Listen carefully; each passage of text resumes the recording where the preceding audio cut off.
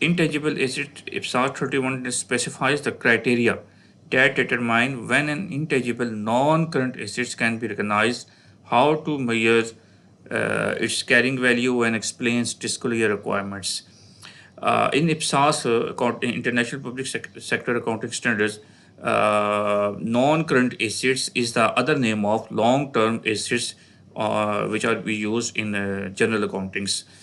When we study in IPSAS, so then we must call it long-term asset with the name non-current assets. The IPSAS 31 discuss the how we recognize the intangible asset, non-current intangible assets, how to measure its carrying value for the next years, and how to explain its disclosure requirement in the end of IPSAS. Example of intangible assets in the public sectors includes airport landing rights. For example, Pakistan's PIA, Pakistan International Airlines, have landing rights in the London airport, UK airport, or even Paris airports. The right to land is the intangible assets of Pakistan International Airlines.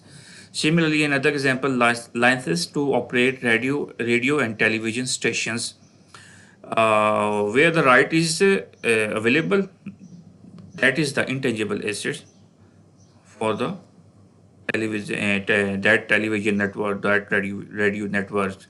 Similarly, license to operate mobile telecommunication network, like Zong has a right to operate in Pakistan's, whereas Zong is not a Pakistani company. So then it's mean that Zong has an intangible assets to operate in Pakistan. Similarly, computer software is also an example of intangible assets. Here are some examples which are basically not covered in the IPSAS intangible assets in IPSAS 31. Like financial assets, that are covered in the IPSAS 28. Similarly, asset arising from implied benefit, that will be discussed in IPSAS 39. Intangible asset held for sale in ordinary course of business, IPSAS 11 construction contract, IPSAS 12 inventories. Goodwill is not discussed here.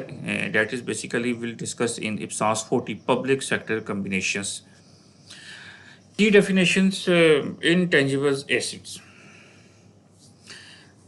What is that proper definitions of intangible assets according to the IPSAS International Public Accounting Standards? Intangible asset in an identifiable non-monetary assets without physical substances. Non-monetary. The first point is non-monetary, not cash, not in form of cash or short terms. And the second is without physical substances, like building is in physical form. Intangible asset should be in non-physical form, intangible forms. An asset identifiable if it either separable is separable, i.e. capable of being separated or divided from the entity and sold, transferred, licensed, rented, or exchanged.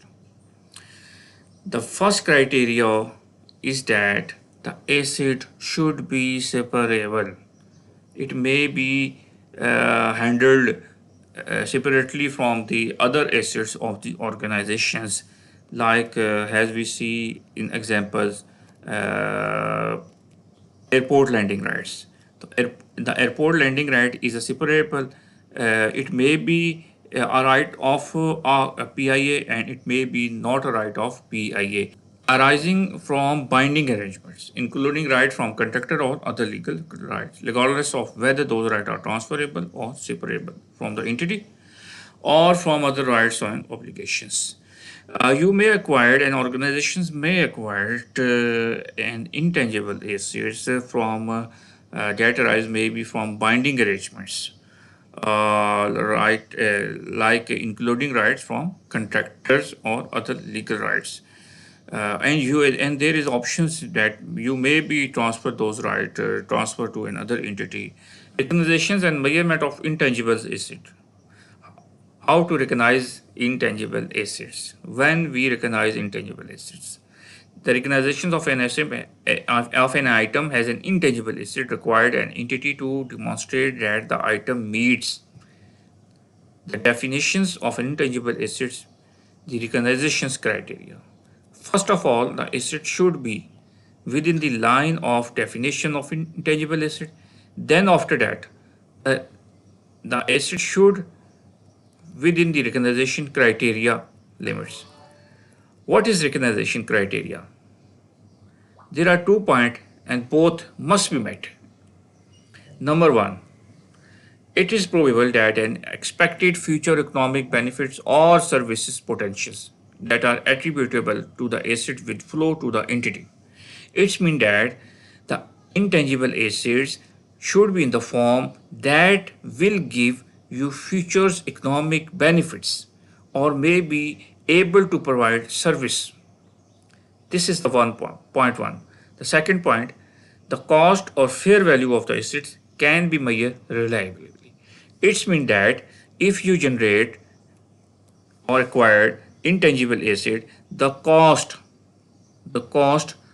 of the intangible assets in the very first year, you are able to find this cost, you are able to calculate this cost, and in the subsequent year you are able to find the fair value in the market, or maybe if you find the value by cost method, then in the subsequent years you may be able to find it cost. Measurement. The main point, the first point was that how to recognize, and the second point is how to measure it. If the recognition criteria are met, then the asset will initially be measured at cost. That is a very important point. In the initial years, in the very first years, in the year of acquiring the intangible assets, measured at cost. Costs include the purchase price of assets, including import duties, non-refundable purchase taxes, and any directly attributable cost for preparing the assets for intended use. Basically, the costs that are directly related to acquiring the intangible assets are the part of cost.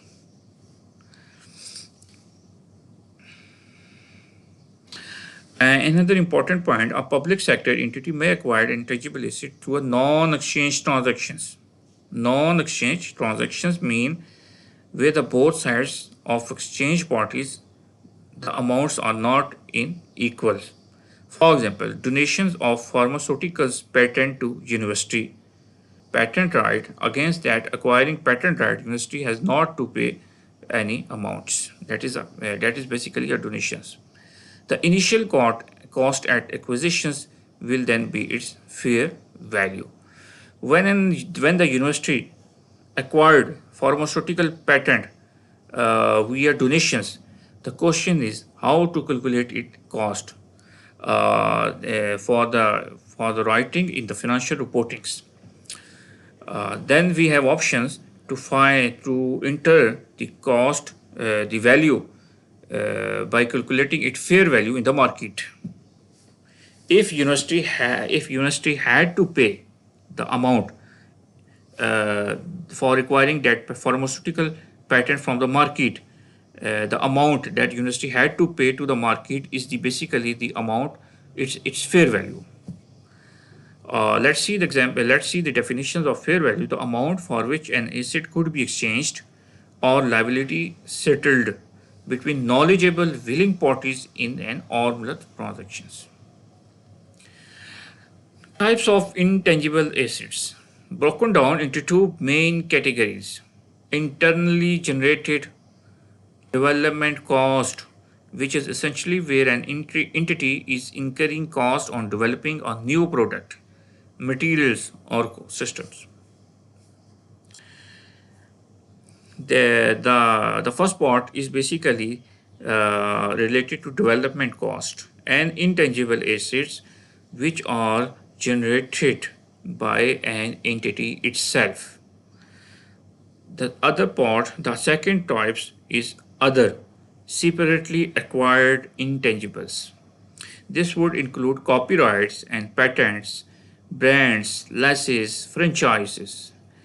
If you acquired the license to operate the name of another entity in your country, it means that you acquired the intangible assets via second methods.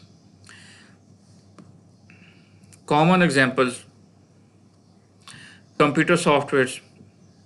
If you generate computer software, if you made computer software by yourself, by entity itself, it means that it is internally generated development cost. And if you acquire computer software by purchasing the copyrights from another company, it means that you acquired intangible asset via second types, other separately acquired intangibles. Let's see other examples: patents, copyrights, motion pictures, films, list of users of services. If you have a right to catch fishes at a specific port or at a specific sea area, then it means that you have intangibles assets. You have a long terms assets to use for the fishing purposes. Another example: acquired import quotas.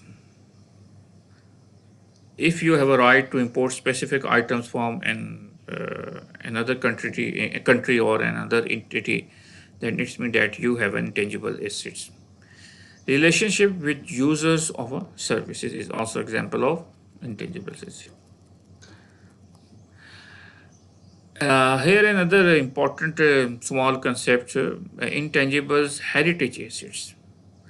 Heritage asset is a basically concept that relates to public sectors.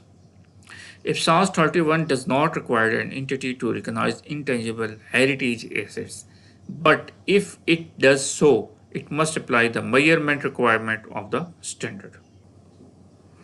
Internally generate intangible asset development cost. If SAS 31 makes an important distinction between research cost and development cost. In this part, we discuss how the development cost and research cost are two different things. We only take the development cost for internally generated intangibles assets. SAS 31 makes the important distinction between research cost and development cost. The significance of distinction is that research cost must be charged as an expense to the statement of financial performance. Financial performance, the other name is profit and loss statements. Whereas development cost, where they meet the recognized criteria, are capitalized and recognized as intangible non-current assets on the statement of financial positions. So research costs go to expense and development costs go to non-current assets in the statement of financial positions. Let's see the example. Let's see the definitions. The research is original and planned investigations undertaken with the prospects of gaining new scientific or technical knowledge and understandings. Research is basically investigations, that is to investigate of gaining new scientific or technical knowledge and understanding. Whereas development is the applications of research findings. This is the findings or other knowledge to a plan or design for the productions of a new or substantially improved materials, devices, products, processes, systems, or services before the start of commercial productions or use. So the development is the findings, whereas the research is the investigations.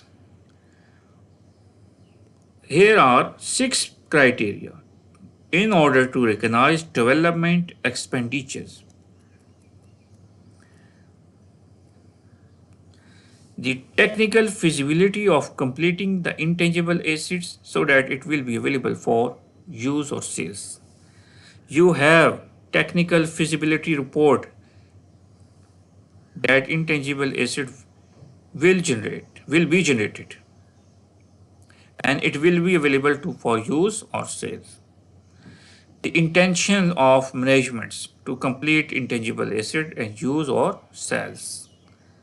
The intentions of the management is necessary here. The ability to use or sell the intangible assets. You have a technical power to use the intangible assets or to sell in the markets. Point 4D, how the intangible asset will generate probable future economic benefits. The management have knowledge that in how this intangible asset will generate economic benefits or able to use in service delivery. The other point, number E, fifth point, the availability of adequate technicals, financials, and other resources to complete the development and to use or sell the intangible assets. The entity had technical expertise, financials, resources, and any other resources that are necessary to complete the development and to use or sell the intangible assets. The last point is its ability to measure reliably the expenditures attributable to the intangible asset during its developments. It means that if the development is of 10 is a phase of 10 years and you are in the 8 years, 2 years left, then you have ability to measure the expenditure of that 2 years to complete the development of that intangible assets. These are the 6 points that are necessary to recognize the development expenditures. If your study find that you meet all these 6 criteria, it means that the expenditures, the cost, will go to non-current assets, will be capitalized. If your study find that these 6 criteria are not met, that it means that are research costs, expense, and go to financial performance. Accounting treatment for internally generated intangible assets. Research costs written off as incurred to the statement of financial performance expense. Research costs go to expenses, whereas development costs written off as incurred to the statement of financial performance unless it meets all the criteria outlined above for capitalizations. If it meet for the development, if it meet the criteria of identify the intangible asset, then go to capitalizations in the balance in the financial positions. If it is not met the criteria till that period, it goes to financial performance. The directly attributable cost to be capitalized are measured from the date when the asset first meet the recognition criteria. Expenditures previously recognized as an expense may not be reinstated. This is very important. If the cost is to be capitalized, then recognize the development cost as an intangible asset and amortize over its useful life once commercial productions or the intended benefit commences.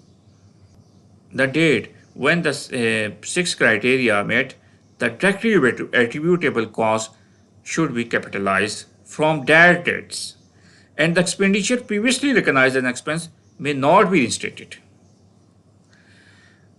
When you enter an intangible assets in your financial positions, after that you amortize over it useful life. Let's see an example exercise. The IT agencies has incurred research and development costs of 3.3 million during the years ended 31st December 2000 X0. The 0.3 million included 50,000 in respect of software program which has since been abandoned. The program is now more. And 250,000 in respect of development cost on an accounting packages which is expected to come into service next year. Here is accounting packages is an intangible asset of an entity. And here is explanation that which is expected to come into services next year. It means that 6 criteria are fulfilled. So we should calculate the 250 as a development cost, capitalized as an intangible non-current assets, and it will be amortized from when it is used for services, means the next years. Whereas the 50,000, the program which has no more, is an expenses and go to statement of financial performance.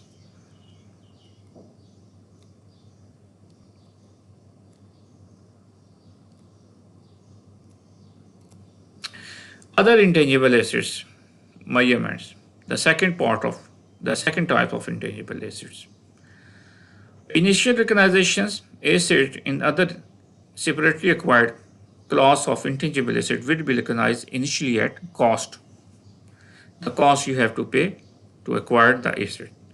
In the subsequent years, may choose the cost model or revaluation model. You have option to enter the amount via cost model or revaluation model. But there is an important point.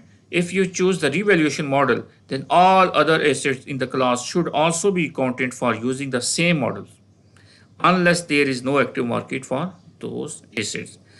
The using of the same models for the same class is necessary.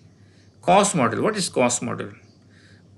After initial recognitions, an intangible asset should be carried at its cost less accumulated amortizations and impairment loss. In the second year, like you use depreciation methods on physical assets, here in intangible asset you use the term amortizations.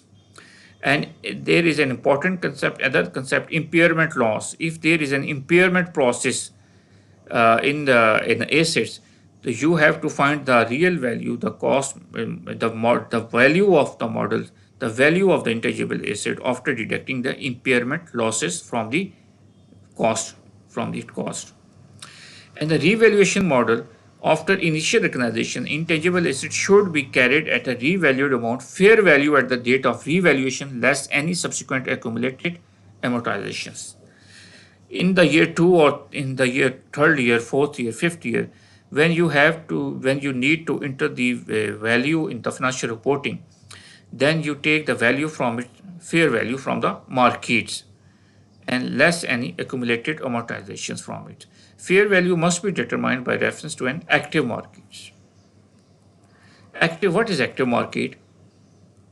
Item traded within the market are homogeneous. Similar types of items are trading markets. Willing buyers and sellers are present in the markets. Prices are available to the publics, to general publics. The treatment of revaluations of intangible assets is the same as you learn from property, plant and equipment under IPSAS 17. If there is increase, the increase are credited directly to revaluation surplus reserves unless it reverses or revaluation decrease of the same asset previously recognized in the surplus or deficit. It means that if there is an increase, you need to credit it to revaluation surplus reserve. But if there was previously revaluation decrease, then you first need to decrease the previous revaluation decrease, and after that you credit it into revaluation surplus. And if there is a decrease in the value of intangible assets, decrease are recognized in surplus or deficits except to the extent of credit balance in the revaluation surplus reserve in respect of the assets. It means that if previously there was a revaluation surplus and now there is a decrease, first you fix this decrease against the revaluation surplus. Other intangible assets, amortizations. What is the process of amortizations of the second type of intangible assets? Other intangible assets. IPSAS 31 required the intangible assets are amortized over their useful economic life. Here are different types. There is a different method to use the process to process the amortizations. Let's see one. Amortizations of asset with a finite useful life. If an intangible asset has a finite useful life, you should to amortize over its expected useful life, like the process of depreciations of a physical assets. The residual value of intangible assets with a finite useful life is assumed to be zero,